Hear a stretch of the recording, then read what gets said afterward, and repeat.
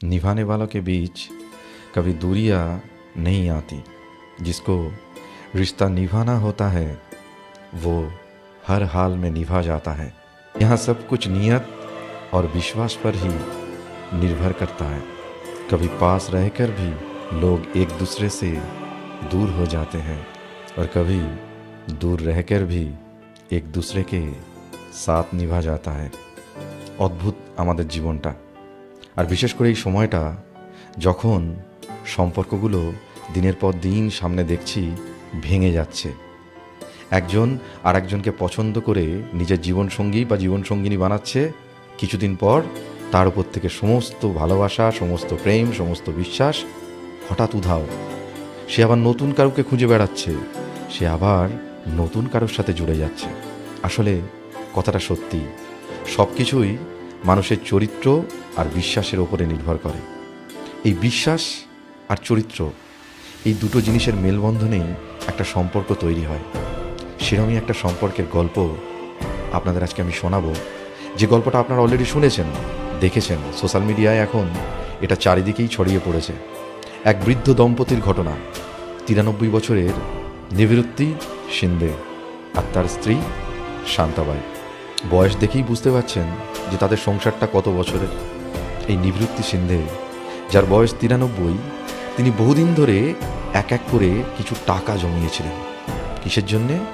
না, তার স্ত্রীকে একটা মঙ্গলসূত্র তিনি কিনে দেবেন। সেই মনের ইচ্ছা আর ওই জমানো স্বল্প পরিমাণ কিছু টাকা নিয়ে তিনি হাজির হলেন ঔরঙ্গাবাদের একটা জুয়েলারি স্টোরে। তাদের পোশাক দেখে সেই জুয়েলারি শপের কর্মচারীরা ভেবেছিলেন হয়তো কিছু দান চাইতে এসছেন অথবা ভিক্ষা চাইতে এসছেন।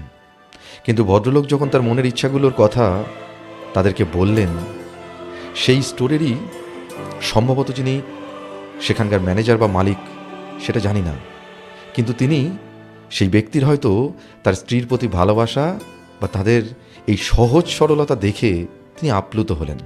আর তারপরেই ঘটল এক অবাক করা কাণ্ড। এই ঘটনাটার মধ্যে দিয়েই আমাদের জীবনের চরম কিছু সত্য, অদ্ভুত কিছু সত্য আপনাদের সামনে আজকে আমি তুলে ধরতে চলেছি। ভিডিও শুরু করার আগে অবশ্যই বলবো যে যদি ভালো লাগে লাইক করুন, শেয়ার করুন, কমেন্ট করে জানান ভিডিও কেমন লাগলো, আর অবশ্যই চ্যানেলটাকে সাবস্ক্রাইব করুন আর পাশে থাকা বেল আইকনটাকে প্রেস করে দিন, যাতে নতুন ভিডিওর নোটিফিকেশান আপনাদের কাছে তাড়াতাড়ি পৌঁছে যায়। তো এই নিবৃত্তি শিন্দে এবং তার স্ত্রী শান্তাবাই একটি গ্রামের বাসিন্দা। তাদের মধ্যে এই শহরের বা আমাদের বর্তমান লোক দেখানো কালচারের হাওয়া এখনও সেভাবে লাগেনি।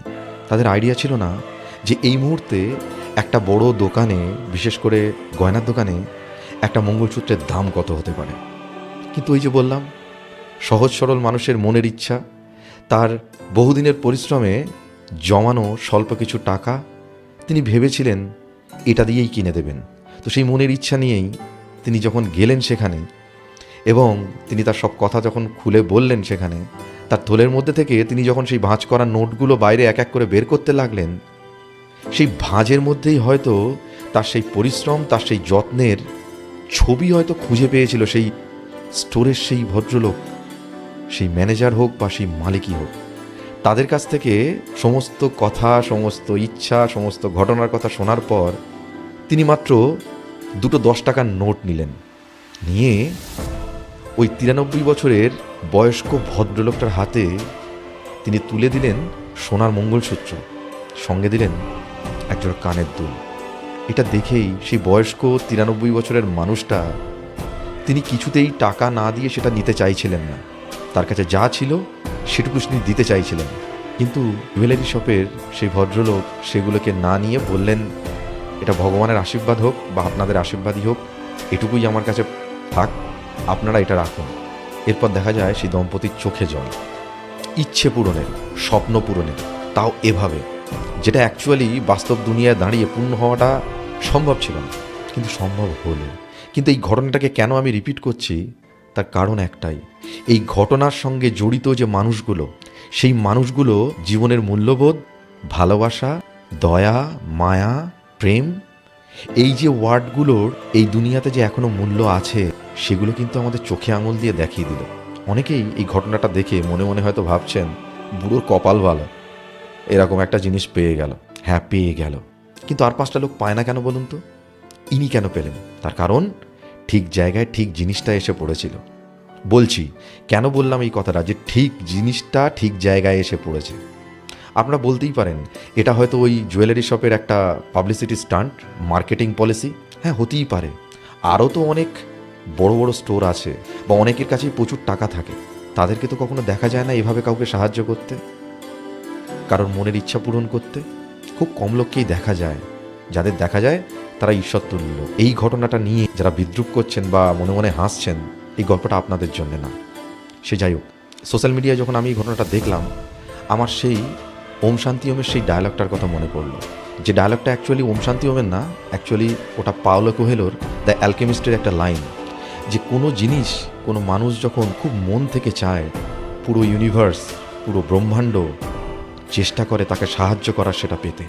এই জিনিসটা ওই মানুষটাকে দেখে আমি মনে হলো, ওই 93 বছরের মানুষ যিনি পরিশ্রম করে ভালোবাসার জন্য, যেটা ছিল পিওর, যেটা মন থেকে তিনি তার স্ত্রীর জন্য জমিয়েছিলেন, যে তাকে এই জিনিসটা কিনে দেবেন। হয়তো যে সময়ে ওই গয়নাটা তার স্ত্রীর গলায় শোভা পেত, সেটা সেই সময় পারেননি, তার ক্ষমতাতেও সেটা কোলায়নি। কিন্তু ওই যে বললাম, তার মনের ইচ্ছা, চাওয়াটা, ঈশ্বর বলুন আর অদৃষ্টই বলুন, যাই বলুন আর বিশ্বাস করুন বা নাই করুন, সেটা কিন্তু পূরণ করলো। সেই 93 বছরের বয়সে এসেও তার ইচ্ছেটা সৎ ছিল, তার সেই ভালোবাসাটা সৎ ছিল, তার সেই সম্মানটা সৎ ছিল। আরেকটা জিনিস খেয়াল করে দেখুন, যে ভদ্রলোকের হাত দিয়ে তিনি কাজটা করালেন বা এই ঘটনাটা সেই ঈশ্বর ঘটালেন, সেই ভদ্রলোকের চিন্তাভাবনাটা ভাবুন। ভিডিওটা যদি দেখে থাকেন আপনারা আগে, সেই ভদ্রলোকের মুখের হাসিটা একবার দেখবেন। একজন মানুষের ইচ্ছা পূরণ করতে পেরে তার মুখের হাসিটা একবার দেখাচ্ছিল। বলতে হয় এই ভদ্রলোক নিশ্চয়ই কোনো একটা কালচার্ড ফ্যামিলির, কোনো এমন একটা ফ্যামিলির সন্তান, যে ভালোবাসা, প্রেম, সম্পর্ক, এই জিনিসগুলোর মূল্যটা জানে বলেই হয়তো ঈশ্বর তার হাত দিয়েই এই মহান কাজটা করালেন। আপনারা মানুন আর না মানুন, আমার কথাগুলো ইমোশনাল মনে হতেই পারে, কিন্তু হ্যাঁ, এগুলো ইমোশনাল। তার কারণ এগুলো ইমোশনের জায়গা। এবারে একটু অন্যদিকে ঘুরি। এরকম ইচ্ছা তো সবার পূরণ হয় না। এই তো বর্তমান দুনিয়ায় দাঁড়িয়ে তো দেখতে পাচ্ছি কত ঘটনা। পণের জন্যে স্ত্রীকে মেরে ফেলে দিচ্ছে। আবার দেখতে পাচ্ছি ডিভোর্সের পরে খোরপোশের টাকা এমন পরিমাণ দাবি করা হচ্ছে যে হাজব্যান্ড সুইসাইড করতে বাধ্য হচ্ছে। চারিদিকে তো এই ঘটনাই ঘটছে। সেই ঘটনার মাঝে এটা একটা দৃষ্টান্ত। এই দৃষ্টান্তটা আমাদেরকে আমাদের মূল্যবোধের কথা মনে করিয়ে দেয়, যেগুলো আমরা ভুলতে বসেছি, বলা ভালো ভুলেই গিয়েছি। কিন্তু ওই যে বললাম, এই মানুষগুলোর ভিড়ে ওই স্টোরের সেই ম্যানেজার হোক বা মালিক হোক, এনার মতো মানুষও আছে, আর এই 93 বছরের নিবৃত্তি সিন্ধে আর এই শান্তাবাইয়ের মতো মানুষরাও আছে, যাদের জন্যে ভালোবাসা, প্রেম, সম্মান, দয়া, মায়া আজও পৃথিবীতে বেঁচে আছে। এবং যতদিন এনাদের মতো মানুষরা পৃথিবীতে বেঁচে থাকবে, ততদিন এই শব্দগুলোর মূল্য আগের মতনই থাকবে। মিলে যাচ্ছে না সেই ডায়লগটার সঙ্গে এই ঘটনাটা? যে কোনো জিনিস যদি আপনি খুব মন থেকে চান, পুরো ইউনিভার্স বা পুরো ব্রহ্মাণ্ড আপনাকে সেটা পাওয়ানোর জন্যে চেষ্টা করবে। এই সমস্ত মানুষগুলোই আমাদের মতো মানুষের কাছে উদাহরণ হয়ে থাকবে। নেগেটিভ চিন্তা করলে লাইফে নেগেটিভই ঘটে, কিন্তু কোনো জিনিস পজিটিভলি ভাবলে সেটা কোনো না কোনো সময় পজিটিভলি ঠিক ফিরে আসে। আমরা চারিদিকে নেগেটিভ জিনিস দেখতে দেখতে যেই দুনিয়ায় পজিটিভ জিনিসও আছে, সেগুলো ভুলতে বসেছি। তার কারণ পজিটিভ জিনিস পেতে গেলে তো ধৈর্য ধরতে হয়, পরিশ্রম করতে হয়, সৎ থাকতে হয়। সেই জন্যে মানুষ এগুলো আর পায় না। তার কারণ মানুষের মধ্যে ধৈর্য নেই, পরিশ্রম করার মানসিকতা নেই, সহজেই সব কিছু তাড়াতাড়ি পেতে চায়। আর পেতে চায় বলেই তাদের জীবনের কোনো ইচ্ছা সেভাবে পূর্ণ হয় না। ঈশ্বর বলুন আর সেই অদৃষ্টই বলুন, তার কাছে একটাই প্রার্থনা, এভাবেই প্রত্যেকটা সৎ পরিশ্রমী মানুষের যেন ইচ্ছাগুলো পূরণ হতে থাকে, আর মানুষ হাসি মুখে তার সারাটা জীবন এভাবে কাটাতে পারে। যাই হোক, ভিডিওটা কেমন লাগলো অবশ্যই কমেন্ট করে জানাবেন। ভালো লাগলে লাইক করবেন, শেয়ার করবেন, চ্যানেলটাকে সাবস্ক্রাইব করবেন, আর পাশে থাকা বেল আইকনটাকে অবশ্যই প্রেস করে দিন নতুন ভিডিওর নোটিফিকেশনের জন্য। এরকম অনেক ভিডিও নিয়ে আপনাদের সামনে হাজির হব বারবার। আজকের মতো বিদায় নিচ্ছি। আগামী কোনো ভিডিওতে আবার দেখা হবে। সবাই সুস্থ থাকবেন, ভালো থাকবেন। নমস্কার।